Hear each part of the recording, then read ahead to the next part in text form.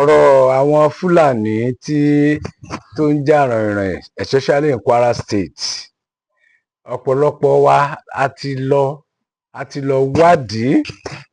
A rí pé ọ̀pọ̀lọpọ̀ àwọn ọba tó ń wà ní Kwara State ni wọ́n ti gbàbọ̀dè fún Yorùbá. Agídí làwọn gan ìkọ̀ọ̀kan nínú wọn tó jẹ́ràn Yorùbá tó jó tẹ̀rù ni wọ́n fi ń sọ pé Yorùbá làwọn, àwọn ò kì í ṣe Fúlàní, tí wọ́n gbà wípé alágbára lọba Ìlọrin emir wọn. So láti má offend emir tí ó jẹ́ kán sanwó oṣù fọ́ba kan ní Kwara State ńbẹ̀ torí pé ó insist pé Yorùbá lòun. So ọ̀pọ̀lọpọ̀ àwọn ọba míì ní Kwara State ni wọ́n ń bẹ̀rù emir Ìlọrin pé kó má di pé ó máa sanction wọn, kó má di pé wọn ò ní rówó gbà, wọn ò ní rójú rere ẹ̀. Ló jẹ́ kí ọ̀pọ̀lọpọ̀ wọn gbà bọ̀dè tán torí bọ̀ kòkò àgbo. Because gbogbo àwọn ìwọ lòkè ọdẹ, ìwọ ni bàbá ńlá, gbogbo wọn lọ bẹ́ẹ̀ yẹn. Ọ̀pọ̀lọpọ̀ wọn ìran Yorùbá ni wọ́n títí tó mú àrán, ìgbóná ni wọ́n. But nítorí emir Ìlọrin, torí agbára tó ní, tó fi ń gbẹ́sẹ̀ lé àwọn ọba kan ní Kwara State tó ń tẹ̀ wọ́n mẹ́rẹ̀, àwọn yẹn wọn lè sọ jáde mọ́ wípé àwọn ò fẹ́ Fúlàní. Gbogbo tó dẹ̀ ń ṣẹlẹ̀ ń bẹ̀, a rí wípé àwọn Fúlàní, ẹni emir Ìlọrin Fúlàní ni. Emir Ìlọrin dẹ̀ ń gbọ́ wípé àwọn Fúlàní ń ba bìkan jẹ́ nínú state ẹ̀ ń bẹ̀ ní Kwara State, kò dẹ̀ sọ̀rọ̀. Ìjọba ò dẹ̀ gbé ìgbésẹ̀ kankan. Gọ́fìnà náà gbẹ́nu dákẹ́ bí Olúndu, kò sọ anything, kò take action. Ó ń pe Àbújá. So tábùjá ò bá sí láyé kò lè handle state ẹ̀. But tá bá fẹ́ kówó Kwara State wọn ní pe Àbújá. Ṣùgbọ́n láti ṣẹ́ ogun kidnapping, láti ṣẹ́ ogun bandit ní Kwara State, wọ́n wá ní ìdí dandan pé kán pe Àbújá. Àwọn gan fúnra wọn ní Kwara State níbi tán wà pẹ̀lú ọba, pẹ̀lú ìjọba, tó bá forí korí wọ́n sì lè ṣẹ́ ogun yẹn. Ṣé bí wọ́n ṣe l'Ékìtì State? Ṣé bí àwọn Fúlàní ṣe bọ́n ya wá s'Ékìtì State ńgbà kan?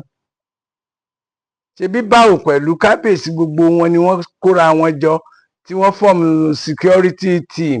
Ìbáwọn náà jẹ́ kó lọlẹ̀. Ṣáwọn yẹn ò lè ṣe yẹn ní Kwara State? Ẹ wá ń fi president kẹ́wọ́. Ẹ dẹ̀ pera yín ẹ níran Fúlàní ni yín. Àwọn kan dẹ̀ ya wèrè inú Fúlàní, wọ́n lọ ń pa àwọn èèyàn. Ẹ dẹ̀ ní say lórí wọn. That is why tẹ́ ṣe ń gbọ́ ìsọkúsọ táwọn ọba tó ń jẹ́ Yorùbá ń bẹ̀ ń sọ torí ẹ̀rù jìnnìjìnnì, ẹ̀rù ìkóniláyàjẹ tí emir Ìlọrin ti kó wọn láyàjẹ. Nsìn báyìí, Ọlọ́fà, bàbá kàwé, ó lọ ìlú òyìnbó, ó láwọn èèyàn káàkiri torí wọ́n pé bíi tiwọn. At the end of the day, bàbá ń padà sọ wípé àwọn á fún àwọn Fúlàní láàyè kan fún wọn níwèé ìgbélùú gbígbà pé ó ní embassy síbì kan, bóyá ó ní immigration tiẹ̀, I don't know, kan lè gba citizenship so that wọ́n á máa gbé pẹ̀lú àwọn torí tá a bá lé wọn kò síbi tí wọ́n ń lọ. Ṣérú ọ̀rọ̀ yẹn yẹ kó jáde lẹ́nu Ọlọ́fà Ọ̀fà, ọba aládé Yorùbá, pé kò síbi tí àwọn olè ń lọ, kò síbi táwọn apanilẹ́kúnjayé ń lọ, kò síbi táwọn kidnappers ń lọ. So àwọn gbọ́dọ̀ dá wọn dúró káwọn jọ máa gbé láyọ̀ àtàlàáfíà. So ti wá láyọ̀ àtàlàáfíà ń bẹ̀ báyìí. Ṣénú àwọn aráàlú ẹ̀ dùn? Ṣùgbọ́n kò sí nǹkan méjì, emir àti kó ṣẹ́kẹ́ṣẹkẹ̀ sí wọn lọ́wọ́. Because if not, kò síbi táwọn ń lọ. Ẹ ti gbàgbé gbogbo ìtàn tá a ti kà wípé ogun ni wọ́n fi ń lé àwọn èèyàn, tí wọ́n fi ń lé àwọn èèyàn tó ń gbalẹ̀ wọn, tó ń gbàlú wọn.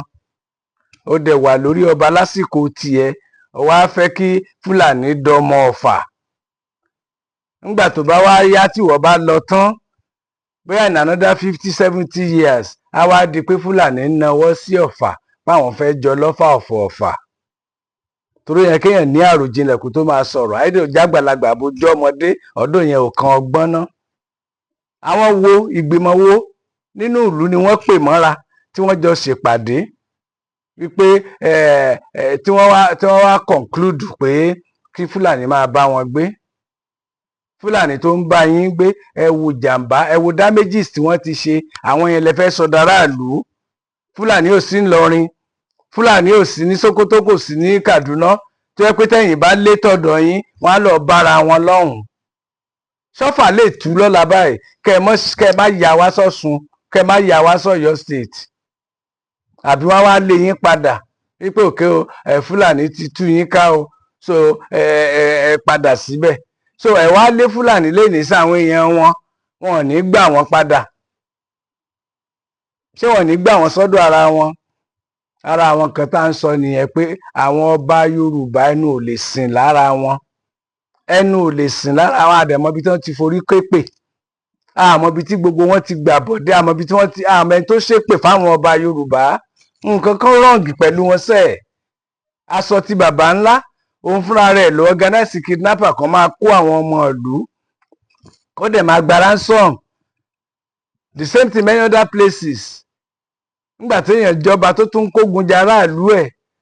So nǹkan kan ti rọ̀ǹ pẹ̀lú àwọn ọba yìí láti bẹ̀rẹ̀ dópin ni. Gbogbo àwọn ọba Yorùbá ẹ̀ nǹkan kan ti rọ̀ǹgì pẹ̀lú wọn.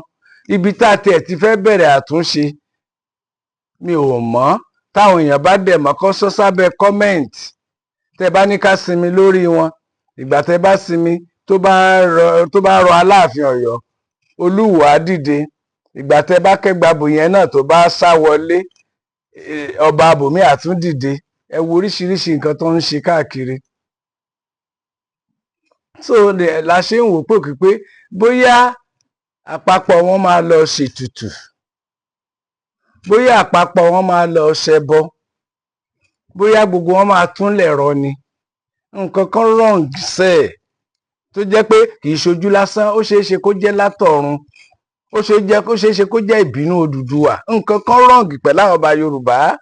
Kọ́lọ́fà ní pé kán fi àwọn Fúlàní lẹ̀, kán máa bá wọn gbé, kò síbi tán fẹ́ lọ, wọ́n ti pẹ́ ń bí. That is wọ́n ti fọ́mọ Ọ̀fà. It means kí àwọn ọmọ Ọ̀fà wọ́n ti wọnú ara wọn. So wọ́n ti ń fẹ́ra, wọ́n ti di àna. Àwọn ló wá kógun dé yìí. Whereas ìtàn ogun nílẹ̀ Yorùbá bó ṣe rí nìyí. Òkè Ọdẹ ti ní problem, gbogbo bí báyìí ti lè ní problem. Fúlàní ti jẹ baálẹ̀ láwọn oko ibì kan, especially ní Ọ̀yọ́ state. Ọ̀dọ̀ àwọn wọ́n dá àtọ̀yọ́ àti Fúlàní náà, òwò ẹrú ti kó wọn pọ̀ àti ẹ̀mọ́ ojú yẹn ò lójútùú. I understand, but in this case now, Ọ̀fà tún ṣẹ̀ṣẹ̀ ń bọ̀ ń tiẹ̀ ni, but òun tún ti wá establish one thing ni wípé ewé ti pẹ́ lára ọṣẹ, ó ti dọṣẹ. So mo rí wípé definitely a sì ní nǹkan kan láti ṣe. A ní nǹkan kan láti ṣe torí tó bá yẹ ká ti gbọ́rọ̀ ọlọ́gbọ́n, tá a bá ń gbọ́rọ̀ àgọ̀ ń bẹ̀, a mọ̀ pé a níṣẹ́ ṣe. A mọ̀ pé a níṣẹ́ ṣe. So lèmi ṣe fẹ́ mú idea wá pé kí àwọn èèyàn wa gan under the comment section ẹ jẹ́ kó kọ síbẹ̀ kí ni solution, àtúnṣe wo la lè ṣe lórí ọ̀rọ̀ àwọn ọba ilẹ̀ Yorùbá.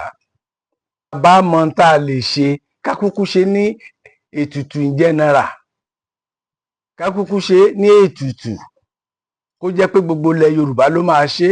Wọ́n wá lè wá lọ ṣe nídìí Odùduwà nífẹ̀ẹ́ o, wọ́n lè lọ ṣe níbì kan o, but èmi rò pé bá máa suggest gan ètùtù tó máa mú ilẹ̀ Yorùbá túbà, tó máa mú túṣẹ Ifẹ̀ ló yẹ kán ti ṣe. Kán lọ ṣètò fún yẹn, kó tó pẹ́ jù. Torí nǹkan tó ń lọ yìí sìn, oko Ìlá Ọ̀ràngún Fúlàní ti lọ bẹ̀ o. And àwọn oko tó wà lábẹ́ Ìlá Ọ̀ràngún, gbogbo àwọn ibì kan ń bẹ̀ lọ bẹ́ẹ̀ yẹn títí wọ Èkìtì state, títí wọ Kwara state. Tí a bá tètè múná sí i, ká ṣe wọ́n bí àwọn Ìgbò tó ń wá lórí omi tí wọ́n wá ń jalè nífẹ̀ẹ́. Ọ̀ǹtì tí a rán Mọ́remí sáàárín wọn, tí Mọ́remí lọ mú àṣírí wọn wá, tán wá dáná sun wọ́n nílé Ifẹ̀. Ìgbà ẹni Ifẹ̀ tó sinmi. So a ń láti wádìí tó ń ṣẹlẹ̀ so that ká lè mọ ibi tá a ti máa dáná sí àṣìṣe àwọn ọba aládé bí Ifẹ̀ ṣe dáná sí abẹ́ Ìgbò. kó tó di pé Ifẹ̀ sinmi. So Yorùbá náà fẹ́ sinmi ogun. Nǹkan tó wá fọ́nì ni pé àwọn ọba aládé tí wọ́n ti jẹ látijọ́ níjọ́sí lọ́hùn-ún wọn lọ léèwé o, wọn lọ lóyìnbó. Àwọn eléyìí tá a jẹ lójú wa yìí, ṣàṣà nínú wọn ni ò dé ìlú òyìnbó rí, ṣàṣà nínú wọn ni ò ka school sat, ṣàṣà nínú wọn ni wọn ṣe businessman, ṣàṣà nínú wọn ni wọn kì í ṣe ọ̀làjú, ayé tiwọn ló wá dojúrú.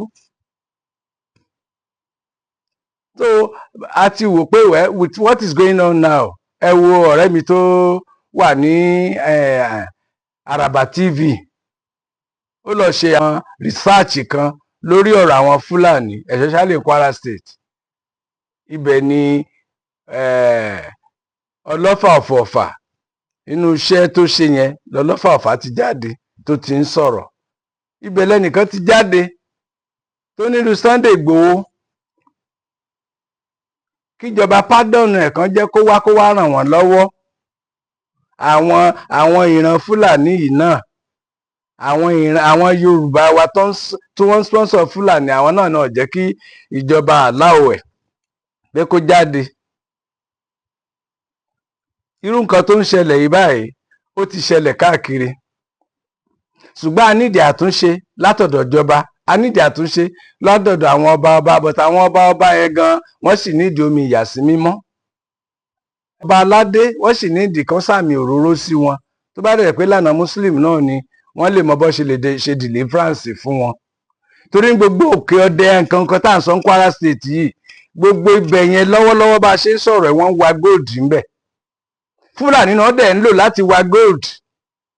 So ńgbà tẹ́ bá wá lé wọn lọ torí gold, tẹ́ ẹ bá wa wúrà tán ń kọ́, ṣé Fúlàní á kúrò ńbẹ̀? Mo ti sọ̀rọ̀ yẹn many times. Ní tó ń ṣe ọ̀pọ̀lọpọ̀ àwọn ọba ní around ìlú tí àwọn wàhálà ti ń ṣẹlẹ̀ yìí, gold ni. It's like that of ìṣàrà Rẹ́mọ tí mo sọ ń gbà yẹn. Àwọn òkúta kan ló wà ńbẹ̀ táwọn ọmọ àlè Rẹ́mọ ńbẹ̀ tí wọ́n fẹ́ máa jí fọ́, tó fẹ́ máa tà. Ó pẹ̀lú ogun tó ń ṣe wàhálà nílùú yẹn.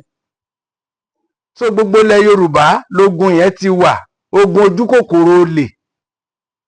Ńsìn báyìí ẹ fẹ́ máa wa gold ńbẹ̀. Obìnrin tó bínú wípé ọmọ ṣẹ òun tó gbọ́mọ yẹn tó lọ jù sódò, ó jù sínú òkun, kó tó délé tínú ẹ̀ bá rọ̀ kó tó padà délé, ṣó lè padà lọ kó lọ gbọ́mọ lọ́wọ́ Olúwẹ̀rí àbí odò ti gbọ́mọ lọ. So àwọn kan wà tó yẹ pé tẹ́ bá torí nǹkan kan ṣe nítorí ara yín, nígbà tó bá tán ẹkún ẹ̀ sì máa wà, yín náà lẹ máa sún. So màá fẹ́ ká wo iṣẹ́ tí ọ̀rẹ́ wa yẹn ní Araba TV tó ṣe láìpẹ́ yìí, kẹ́ ẹ lè wo nǹkan tí Ọlọ́fà sọ àti tí bàbá kan sọ ń bẹ̀ wípé ẹ jẹ́ ká organize ká wá bá a ṣe máa gẹ́ẹ̀tì Sunday Igboho. Àwọn ò tiẹ̀ sọ̀rọ̀ ń pa Ìbà Gani Adams ń tiẹ̀, Ààrẹ Ọ̀nà Kakanfò, ojú afẹ́fẹ́ yẹyẹ ní tiwọn yẹn, ìyẹn ń ṣààrẹ Ọ̀nà Kakanfò tó ń jẹ lọ́yọ̀ọ́ níjọ́sí, modern Ààrẹ Ọ̀nà Kakanfò ní tiwọn. Torí mi ò ríbi tí olórí ogun ti ń wa gbádá white tó sọ̀rọ̀ ẹ̀dọ̀ Bàtálá. So yẹn ò tiẹ̀ kàn wá, ẹni tá a mọ̀ ń jagunjagun ní káwa face. Kọ́lọ̀ ń bá wa ṣe ètò tó máa dára tó jẹ́ pé à lè padà rí Sunday Igboho àtàwọn ọmọọṣẹ́, à lè padà rí wọn lò. Kì í ṣe dandan ní ká dúró dẹni tó ń fẹ́ gbàṣẹ lọ́dọ̀ ìjọba kó tó jagun. So àwa ò sọ̀rọ̀ nípa ẹ̀ nìyẹn, but Sunday Igboho àtàwọn ọmọ ẹ̀yìn ẹ̀ ní tá a bá fi lè ràn wọ́n lọ́wọ́ ká fún wọn, kán lè bá wa lọ láti lé àwọn ẹlẹ́yọ̀rọ̀ jìnnà sẹ́yìn. Ẹ jẹ́ ká gbọ́ nǹkan tó wà nínú fídíò Àràbà. Sẹ́ríkí Fúlàní dà. Sẹ́ríkí Fúlàní dìde. Sẹ́ríkí Fúlàní tọ̀ rí. Ọ̀pọ̀jẹ́ láyé Yorùbá. Torí ẹ la fi mú gbogbo ara wa pé ókè. Nígbà tó ti rí bẹ́ẹ̀ náà ọmọ Ọ̀fàní ẹ̀. They can be given indigenship of. I have given them indigenship of Ọ̀fà. Land grabbing, it is like some people are determined to cleanse the ethnic groups in Kwara South to acquire our land. The Southwest seems to be the only safe zone now. Why can't we form a collaboration with them? The Sunday Igboho is back. Why can't we make use of him? ẹ̀yin èèyàn ẹ ti gbọ́n tí kábíyèsí ọlọ́fà sọ bí wọ́n ṣe sọ Fúlàní di ọmọ onílùú. now ẹ wo bàbá tí wọ́n sọ̀rọ̀ yẹn, bàbá yẹn pe àwọn èdè kan, bóyá fọ́nrán tó ọlọ́fà yẹn bóyá fọ́nrán tó kàn tiẹ̀ ti pẹ́ ni mi ò mọ̀, ṣùgbọ́n mo rí fọ́nrán yẹn mo dẹ̀ rí pé ó wọ̀ tí nǹkan tá a gbọ́dọ̀ sọ̀rọ̀ lé lórí. now ẹ gbọ́rọ̀ tí bàbá sọ, bàbá yẹn ti parí ọ̀rọ̀, ẹ gbọ́n tí wọ́n sọ, wọ́n ní wọ́n fẹ́ gbalẹ̀ land grabbing ní tó ń ṣẹlẹ̀ mẹ́ẹ̀pọ̀ kọjá ní tí ẹ̀ ń fojú wò, ṣùgbọ́n ẹ̀ tí gbọ́n nǹkan kan lẹ́nu bàbá yẹn o. wọ́n ní bí ìgbà tí wọ́n mọ̀ fẹ́ ìrèsì àwọn Yorùbá kúrò nílẹ̀ gómìnà ní sáùtù. ó ní tẹ́ bá wo ohun tó ń ṣẹlẹ̀ ní Kwara, ó lẹ́rìí pé bẹ́ẹ̀ yẹn ni wọ́n dojúkọ, wọ́n spread dáwọn bùnmí, sáùtù yẹn gangan ní tágẹ́ẹ̀tì wọn. ẹgbọ́n tí bàbá yẹn sọ, ṣùgbọ́n ẹ̀ tí gbọ́n nǹkan kan ẹ̀yin èèyàn wa ẹ̀ ká lọ. gbogbo ẹ̀yin olólùfẹ́ wa lórí ìkànnì Àràbà tẹlifíṣàn, mo mọ̀ kí yín bó o lójú ọjọ́ ṣe rí. ẹ̀yin èèyàn mo mú fọ́nrán kan wá lónìí, ṣẹ́rí gbogbo ẹ̀yin èèyàn mo fẹ́ kẹ́ ẹ ṣèrànlọ́wọ́ kan fún mi. fọ́nrán yìí ẹ jẹ́ ó go viral gan, ẹ jẹ́ ó go far gan, gbogbo ibi tí àwọn ọmọ Yorùbá bá wà pátápátá ẹ jẹ́ ó débẹ̀. pẹ̀lú gbogbo tó ń ṣẹlẹ̀ ní Kwara yìí, tí wọ́n ń pa àwọn èèyàn nípakúpa, tí wọ́n ń fẹ̀mí àwọn èèyàn ṣòfò, tí wọ́n ń dọ́gbọ́n gbàbọ́n lọ́wọ́ àwọn èèyàn, táwọn bandit tí wọ́n ń pa wọ́n bí ẹni pẹran. ṣé ẹ sì lè gbàgbọ́ pé a sì tún rí ọba aládé tí ń dé adé ilẹ̀ Yorùbá tí wọ́n dẹ̀ ń sọ jáde lẹ́nu wọn, wọ́n ń sọ jáde lẹ́nu wọn, wọ́n ní àwọn Fúlàní, wọ́n kó àwọn Fúlàní jọ sáàfin wọn, wọ́n wá ń sọ wípé gbogbo àwọn Fúlàní yìí wọ́n láwọn kan wọ́n náà ní ká máa lé wọn, wọ́n ní ká máa jólé wọn, pé bó làwọn fẹ́ tì wọ́n sí, pé àwọn fẹ́ fún wọn ní citizenship ìlú àwọn, ìwé ọmọ àwọn, ó sọ wọ́n di ọmọ ìlú àwọn. ọba aládé ilẹ̀ Yorùbá. now ẹ wá jẹ́ abira wa, mo ní fídíò evidence ń bí o, kì í ṣe pé bóyá mo wá ràrò sọ o, mo máa fi fọ́nrán yẹn sí tẹ́ẹ̀mọ̀ ogun náà o.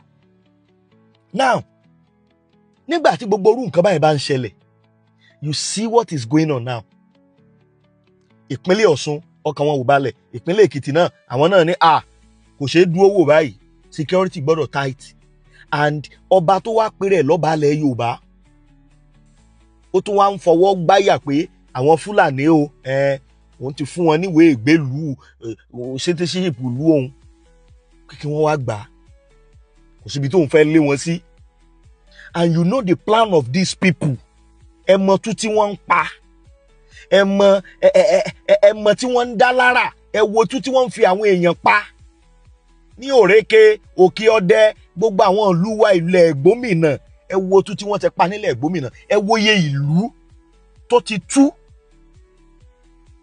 as at last week làwọn ọmọ Kwara kan jáde tí fídíò yẹn wà ń ta, tí wọ́n sọ pé ìlú 22 town ló jẹ́ pé ó ti tú, tí ò sáwọn èèyàn ń bẹ̀ mọ́ torí ìkọlù àwọn bandit. even lánàá alánà yìí wọ́n sì tún ṣàkọlù sáwọn ìlú kan, despite wípé wọ́n ti kó àwọn ológun wọlé, nítòótọ́. even lókè ọdẹ ń sìn, wọ́n ti dá bí ibì kan lẹ̀ táwọn ológun mọ̀ dúró sí, tó ti pèlè headquarter tó yẹ pé wọ́n fẹ́ station wọn síbẹ̀ permanent ni. but upon all this, pẹ̀lú gbogbo ìgbésẹ̀ yìí, ṣó lè yọrí nígbà táwọn tá a pè ní bàbá wa tí wọ́n bá tún ní wípé okay, àwọn tí wọ́n ń gbógun tì wá yìí àwọn fẹ́ sọ wọ́n dọmọ onílùú. ẹ fẹ́ tí ara yín gbọ́ lẹ́nu bàbá yìí bí wọ́n ṣe ń sọ, ẹ fẹ́ tí ara yín gbọ́. ọ̀nà wo wá dà tí ìran Yorùbá fi fẹ́ ṣẹ́gun? ọ̀nà wo dà tá a fi fẹ́ borí àwọn ọ̀tá yìí? nígbà tó bá tún jẹ́ pé àwa kan à ń jẹ kuru kó tán láwo, àwa kan tún gbowó ẹ̀ sínú àwo padà. now mo ní fọ́nrán kan bí tí bàbá kan náà ti sọ̀rọ̀, tó jẹ́ ìkan nínú àwọn ọmọ Gómìnà, olóṣèlú ni wọ́n o, bọ̀ wọ́n mọ̀ pọ́rọ̀ tó wà ńlẹ̀ yìí ó kọjá ìntàmọ̀ fi politics ṣe, kò ṣe kí politics bọ̀. àwọn òótọ́ ọ̀rọ̀ kan wà tí bàbá yìí sọ tí mo fẹ́ kẹ́yìn èèyàn wá gbọ́, gbogbo ẹ̀ ni màá mú wá fẹ́yìn èèyàn. fọ́nrán ọba aláyé ilẹ̀ Yorùbá, Ọlọ́fà ni o, Ọlọ́fà tí wọ́n ti ní àwọn Fúlàní àwọn fún wọn citizenship ìlú àwọn. Can you believe that? Ẹ wo adúrú ìlú tó ti tú. Now, nǹkan kan tí ò yí ọ̀pọ̀lọpọ̀ àwọn èèyàn tó máa ń sọ wípé wọ́n ń pariwo Kwara, wọ́n ń pariwo Kwara. Kwara. Mọye ìlú tó wà ní Kwara. Ìlọrin is just a town. Ìlú kan ni o nípínlẹ̀ Kwara o. Torí ẹ̀ mo gbọ́ oríṣiríṣi táwọn kan sọ pé ansa ti sọ pé àwọn Kwara Fulani làwọn. Kwara ò ń ṣe Fulani. Àwọn tí wọ́n bá declare ara wọn bóyá wọn ni Fulani, I don't know. Bọ̀ àwọn ìlú, èmi ní gbogbo àwọn ìlú tí wọ́n ń yọ lẹ́nu yìí. Tẹ́ ẹ̀ bá gbàgbé during ìgbà tí ó di pé wàhálà yìí tó ti intense, tó ti ń lágbára, wọ́n ní kàn ti àwọn ọjà kan pa. Gbàrà tí wọ́n kéde bẹ́ẹ̀ táwọn local government chairman kéde bẹ́ẹ̀ náà làwọn emir kan náà àtàwọn ọba kan náà ní wọ́n dìde pé wọ́n gbọ́dọ̀ tí. Now ẹ tún wá wo tó ń ṣẹlẹ̀ lọ́fà ń sìn. Ẹ má gbàgbé pé àwọn Fúlàní náà ti fẹ́ sọṣẹ́ lọ́fà o kí wọ́n tó rí wọn lé kú o. Now ó wà unfortunate nígbà tí mo rí fídíò yìí pé bàbá ọlọ́fà rèé tí wọ́n ń sọ gbọ́ fọ́nrán yẹn wọ́n fi sí ń sìn pé àwọn Fúlàní àkòsí táwọn fẹ́ dà wọ́n sí o, àwọn ó sọ wọ́n dọmọ Ọ̀fà. Ṣáyìn náà rí pé problem wà gan. Problem ṣe kí ni ó wà. Gbogbo àwọn tó yẹ ká jọ dúó kárí di ogun yìí ká ṣẹ́gun yìí kílẹ̀ wá lálàáfíà, kílẹ̀ wá kó bọ́ lọ́wọ́ àwọn ọ̀tá. Àwọn gan ni wọ́n tún wá ń accommodate àwọn tó máa padà gbàbọ̀dè fún wa. Ṣé bẹ́ẹ̀ rojú táwọn èèyàn fi ń wo Kwara ń sìn? Ṣèbí ìṣẹ̀lẹ̀ tó ti ṣẹlẹ̀ láyé jọ́ ń gbà yí Àfọ̀njá táwọn kan ń kó Fúlàní. Ẹ gbàgbé ẹ wá ibi tọ́rọ̀ yẹn tó padà yọrí sí. Now ẹ tún wo tí bàbá kábíyèsí ọlọ́fà táwọn náà tó ń ṣe ń sìn. Mi ò wá láti wá tàbùkù bàbá kankan àbí láti wá tàbùkù kábíyèsí kan, but ìgbà tí mo rí fọ́nrán yẹn I was so surprised wípé ṣé ó tún yẹ kí irú nǹkan báyìí máa wáyé máa pọ̀ gbogbo ohun tó ń ṣẹlẹ̀ yìí ni. Ṣó yẹ kí irú nǹkan báyìí máa wálé kẹ́ ẹ lè mọ̀ wípé problem wà. It is high time fún gbogbo aráàlú kí wọ́n dìde. Ṣé rí táìmù tó bá yẹ ká sọ̀rọ̀, tó bá yẹ káwọn ọmọ Ọ̀fà ó sọ̀rọ̀ tẹ́ ẹ̀ bá sọ̀rọ̀. Bẹ́ẹ̀ tí gbogbo àwọn nǹkan tó ń ṣẹlẹ̀ ń sìn. Wọ́n dẹ̀ ní mọ̀kànmọ̀kàn ni o. Àwọn tó máa kàn lọ́la we don't know. Tòkè ọdẹ la rí, tàwọn òrékè nǹkan bí tí wọ́n ń kọlù ń sìn la rí. Ṣé n tó ń ṣẹlẹ̀ láwọn agbègbè yẹn náà ṣé tó bá yá ṣé kò ní kọfà? Now àwọn ará bíi tí wọ́n sọ pé àwọn fẹ́ sọdọmú nílùú tó bá yá àwọn náà lọ kó àwọn èèyàn wọn wá, wọ́n á wá fẹlá ń bẹ̀ yẹn àbí wọ́n á fẹlá, àwọn náà ó sọra wọn di tó wù wọ́n ń bẹ̀. Kódà tó bá tún yá gan wọ́n nígbà tó ti láwọn fẹ́ sọ wọ́n dọmọ nílùú wọ́n á sàrún wọn mọ́ agboolé kan àbí gbogbo àwa dojú pọ̀. Tó bá yá náà àwọn náà mọ̀ du ọba, wọ́n láwọn fẹ́ ju àwọn fẹ́ jọ lọ́fà. Ṣé rí bí tá a bára wa dé? Torí kíni? Ṣé ẹni tó bá nífẹ̀ẹ́ ìlú ẹ̀, ẹni tí ìfẹ́ ìran ẹ̀ bá jẹ lógún, ṣé wọ́n máa gbèrú ìgbésẹ̀ yìí? Kẹ́ lè mọ̀ pé problem wà gidi o. Now màá fi fọ́nrán yẹn sí ń sìn ẹ wò fúlì àti fọ́nrán bàbá wa kan tó sọ̀rọ̀ lórí wàhálà tó ń ṣẹlẹ̀ ní Ìgbómìnà. Kẹ́ lè mọ̀ àwọn tó wà ń di ẹ̀, kẹ́ lè mọ̀ pé wàhálà yẹn àwọn nǹkan tó yẹ kí wọ́n sọ̀rọ̀ láti yẹ yìí o. Ṣé gbẹ́ anything lẹ́nu wọn? Ṣé gbẹ́ anything? Tòótọ́ wọ́n ti kó àwọn ológun wá bẹ̀, wọ́n ti ṣe gbẹ̀ ṣé solution nìyẹn? Gbogbo àwọn ibi tí wọ́n ti ń jí resources wà káàkiri nílẹ̀ Ìgbómìnà. Who are these people? Àwọn wo ló wà behind there tí wọ́n ń sponsor gbogbo kinní yìí?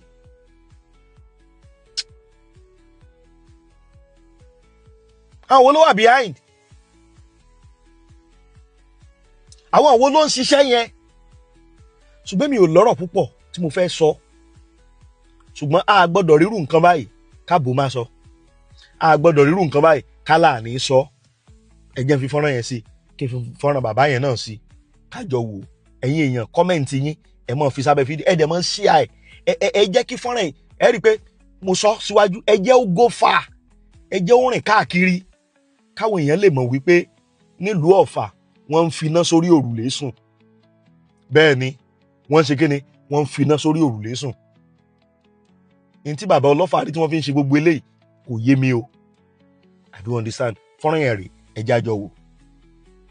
Wọ́n pẹ̀ Yorùbá. Wọ́n pẹ̀ nánà Yorùbá rẹ̀ fúnpẹ̀. Haúsá àti Fúlàní. Wọ́n pẹ̀ Hausa rẹ̀ fúnpẹ̀. Ìwọ tó bá wọn sọ̀rọ̀. À ń bàdá tọ́pẹ̀. Wọ́n sọ gbogbo èdè tí ẹ bá dé. Òun fúnni nínú bàdá ta. Mi wọn gbọ́ Yorùbá bá ń sẹ́ńsọ̀. Wọ́n pẹ̀ máa lọ́jọ́ nánà Yorùbá rẹ̀. Wọn ò sì gbọ́ Fúlàní. Wọ́n pẹ̀ máa gbọ́ Haúsá.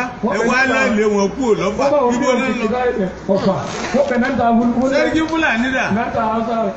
Sẹ́ríkì Fúlàní dìde. Jọ́dá tọ́rọ̀. Sẹ́ríkì Fúlàní tọ́ rí. Yorùbá rẹ̀ náà sáyé fún lẹ̀. Ẹ wá lọ sólé rẹ̀ ní ó máa lọ. Wọ́n wúlò má kọ̀ ṣe wúlò ọ̀dínlà. Lẹ́yìn Yorùbá. Kó má bá ọ̀ Yorùbá rẹ̀ ní wọn náà sáyé fún lẹ̀. Ṣé ó ti yẹ mẹ́rin nísìn? Báwọ̀ tó ń. Torí ẹ la fi mú gbogbo ara wa pé ókè. Nígbà tó ti rí bẹ́ẹ̀ náà ọmọ ọ̀fàní ẹ̀. Ní ó kọ̀ lálẹ́ nà láti náà They can be given indigenship of I have given them indigenship of Ọ̀fà. Kó má lálẹ́ nà local government. The bandits, they are not bandits, they are terrorists. They are terrorists. They started as headers, disturbing our farmers from going to farm. Then they turned to kidnappers, kidnapping for ransom. Now they turn to, terrorists, full terrorists. They've come out in their full, regalia as terrorists because it seems it is the early 19th century, jihad that is reincarnating now. Land grabbing. It is like some people are determined to cleanse the ethnic groups in Kwara South to acquire our land. They want to, acquire our land, to annex it to wherever. Since they were checkmated at the southwest, region, we know that immediately the Seriki Fulani was, chased out of Igbo or somewhere in Osun State. They all migrated to Kwara State, and we have bushes, we have thick forests in Kwara South. Kwara South is the place where you have thick forest, especially in the Igbomina land. So these people now migrated en masse to us. They have invaded our land now, and there is nothing government can do about it. So the action now being taken seems to be, reactive.